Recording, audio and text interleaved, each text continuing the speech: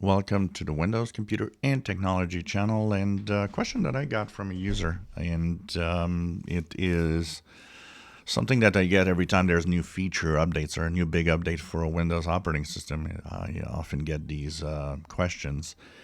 It's about the Windows 11 22H2, which is what we have on the beta and dev channel right now.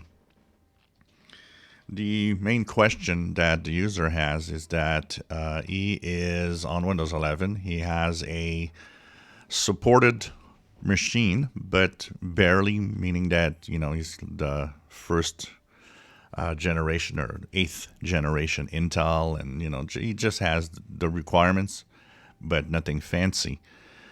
And of course, the question that he's got is, will Windows 11 22H2 keep the same minimum requirements? Will it make my PC still run Windows 11, or are they going to change that and make it higher? Because that is a question that a lot of people have, because, with the very high minimum requirements that Windows 11 is asking for, people are in the impression that, yeah, so what's next in store for us with the next version? Is it going to ask for new hardware again?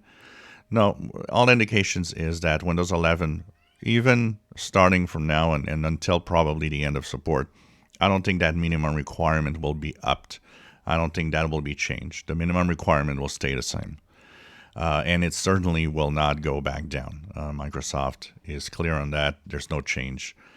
But I don't think there will be any changes also for more powerful hardware. So the good news, if you're supported for 22H2 without any problems. And there shouldn't be any changes on that for sure.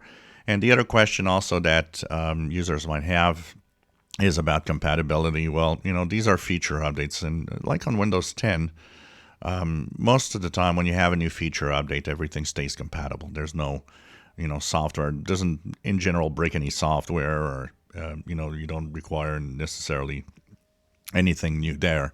The thing that sometimes changes is in the driver department.